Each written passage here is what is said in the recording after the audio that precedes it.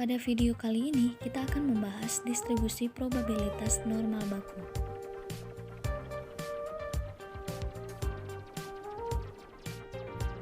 Jumlah dari distribusi normal adalah tidak terhingga. Masing-masing memiliki rata-rata mu standar deviasi sigma yang berbeda atau keduanya. Ketika memungkinkan untuk menyediakan tabel probabilitas pada distribusi diskret seperti binomial Poisson, penyediaan tabel untuk jumlah terbatas dari distribusi normal tidaklah mungkin. Untungnya, salah satu anggota dari rumpun dapat dipergunakan untuk menentukan probabilitas untuk semua distribusi probabilitas normal. Hal ini disebut dengan distribusi probabilitas normal baku, dan distribusinya unik karena memiliki rata-rata 0 dan standar deviasi 1. Distribusi probabilitas normal apapun dapat diubah menjadi distribusi probabilitas normal baku dengan mengurangkan rata-ratanya dari setiap pengamatan dan membagi selisihnya dengan standar deviasi. Hasilnya disebut nilai Z atau nilai skor Z. Nilai Z, jarak antara nilai yang dipilih, dilambangkan X dengan rata-ratanya mu dengan standar deviasi sigma. Jadi, nilai Z merupakan jarak dari rata-ratanya diukur dalam satuan standar deviasi. Rumus yang akan digunakan pada nilai normal baku yaitu Z sama dengan X kurang mu per sigma, di mana X merupakan nilai dari suatu pengamatan atau pengukuran, mu merupakan rata-rata dari distribusi, sigma merupakan standar deviasi dan distribusi. Sebagaimana yang tertera pada pengertian sebelumnya, nilai Z menyatakan jarak atau selisih nilai X dengan rata-ratanya dalam standar deviasi. Sekali pengamatan terdistribusi normal di standarisasi, nilai Z terdistribusi normal dengan rata-rata 0 dan standar deviasi 1. Jadi, distribusi Z memiliki seluruh ciri-ciri probabilitas normal manapun. Sifat-sifat distribusi normal. Yang pertama, mempunyai dua parameter mu dan sigma. Kedua, titik tertinggi kurva berada pada rata-rata. Ketiga, lebar kurva ditentukan oleh sigma. Keempat, bentuk kurva simetris. Dan yang kelima, total daerah di bawah kurva sama dengan 1.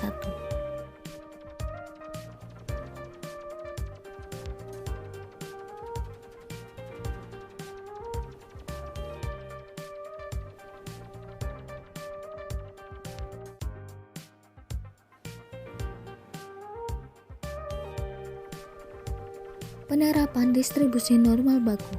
Pendapatan mingguan dari mandor terjadwal industri kaca mengikuti distribusi probabilitas normal dengan rata-rata $1.000 dan standar deviasi $100. Beberapa Z hitung pada pendapatan. Sebut saja X. Berapa dari mandor yang menghasilkan $1.100 per minggu dan berapa pada mandor yang memperoleh $900 per minggu? Menggunakan rumus 7/5. Z hitung pada dua nilai X, yaitu $1.100 dan $900 adalah untuk X yang pertama, yaitu $1.100. Menggunakan rumus Z sama dengan X kurang mu per sigma. Masukkan ke rumus Z sama dengan $1.100 kurang $1.000 per $100. Jadi Z sama dengan 1,00. Untuk X yang kedua, $900. Menggunakan rumus yang sama, yaitu Z sama dengan X kurang mu per sigma. Z sama dengan $900 kurangi $1.000 per $100. Jadi Z sama dengan 1,00. Hasil nilai Z 1,00 menunjukkan bahwa pendapatan mingguan $1.100 adalah satu standar deviasi di atas rata-rata, dan nilai Z minus 1,00 menunjukkan bahwa pendapatan $900 adalah satu standar deviasi di bawah rata-rata. Perhatikan bahwa kedua pendapatan tersebut berjarak sama $100 dari rata-rata.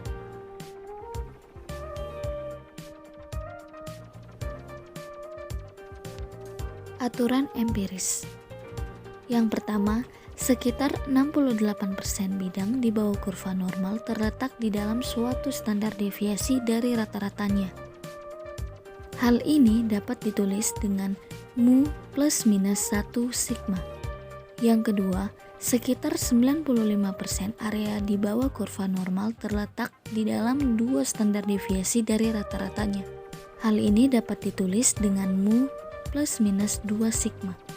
Ketiga, hampir semua daerah di bawah kurva terletak di dalam tiga standar deviasi dari rata-ratanya, ditulis dengan mu plus minus 3 sigma. Mencari luas di bawah kurva normal. Penerapan berikutnya dari distribusi normal baku mencakup penemuan luas pada distribusi normal di antara rata-rata dan nilai yang terpilih, disebut dengan X. Contoh berikut akan mengilustrasikan rincian. Contoh, ingat kembali contoh sebelumnya.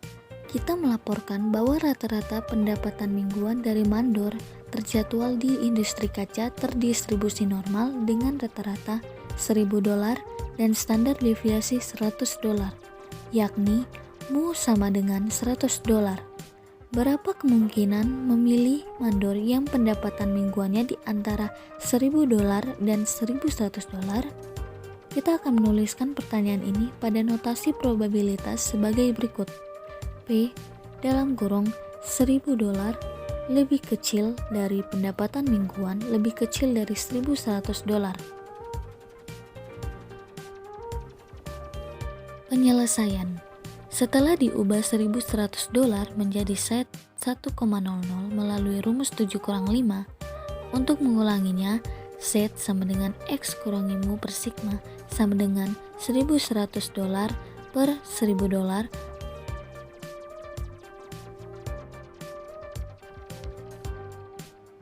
Berikut bisa dilihat pada tabel set score. Luas di bawah kurva normal di antara $1.000 dan $1.100 adalah 0,3413. Kita dapat juga mengatakan 34,13% dari mandor terjadwal di industri kaca memperoleh antara $1.000 dan $1.100 tiap minggu, atau kemungkinan memilih mandor dan mendapati pendapatannya di antara $1.000 dan $1.100 adalah 0,3413.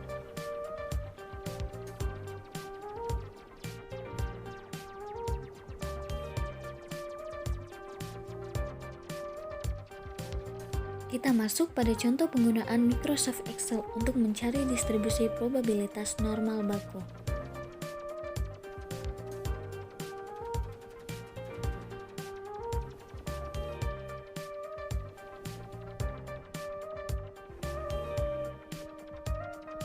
Di sini kita punya soal. Misalnya kita memilih harga saham BBCA pada bulan. Diketahui MIU sama dengan 6.679 sebagai nilai rata-rata hitung.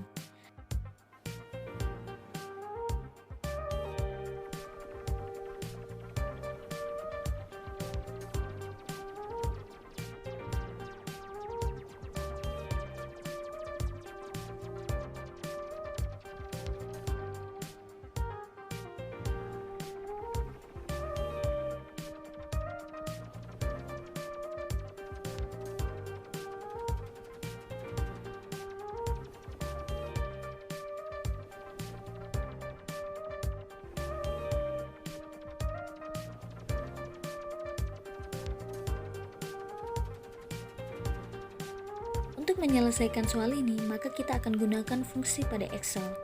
Fungsi yang akan kita gunakan yaitu normdis.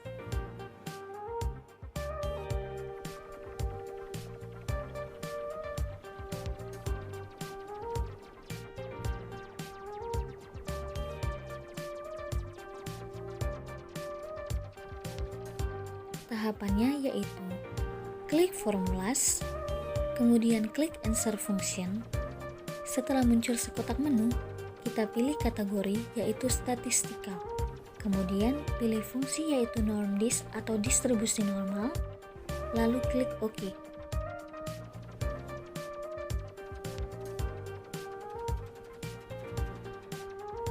Kemudian muncul menu function arguments. Kemudian isi datanya yang sesuai. Data-data berilah nilai X, rata-rata, standar deviasi, dan kumulatifnya. Nilai probabilitas normal baku yang kita cari di sini adalah kisaran 6.900 sampai 6.950, yang jika kita salin ke dalam bentuk matematika menjadi 6.900 lebih kecil dari X lebih kecil dari 6.950. Maka dari itu, ini akan menjadi dua tahap dalam insert function.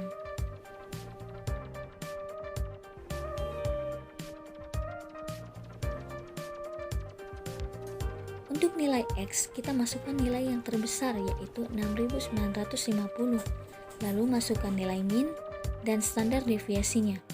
Untuk kumulatif, karena kita mencari nilai kisaran yang artinya kita gunakan simbol kurang dari dan lebih dari, maka pada kolom kumulatif kita input true.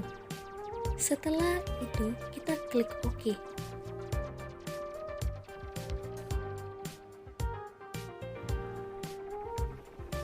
Tapi jangan dulu enter, karena kita akan mengulangi tahapannya. Namun di sini kita akan ketik simbol kurang.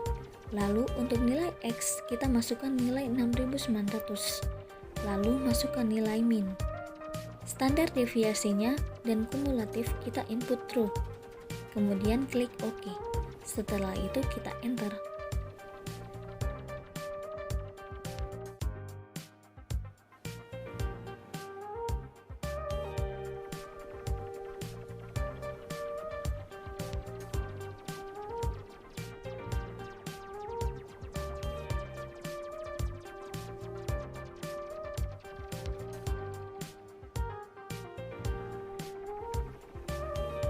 Selanjutnya akan muncul nilai probabilitas bakunya.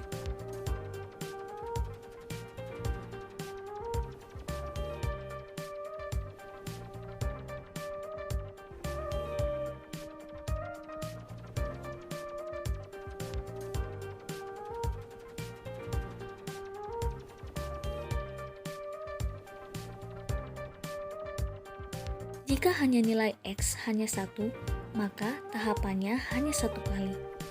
Contohnya, kita hanya akan mencari nilai distribusi probabilitas normal baku dari nilai X kurang dari 6.920.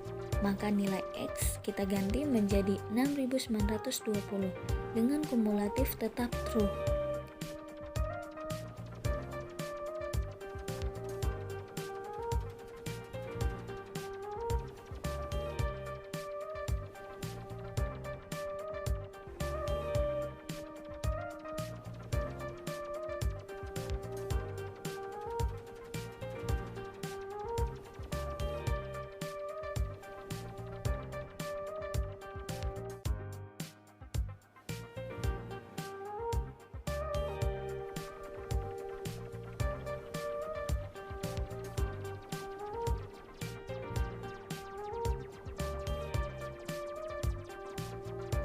Namun jika kita mencari nilai distribusi normal bakunya di mana X sama dengan 6.900, maka kumulatifnya kita ganti menjadi false.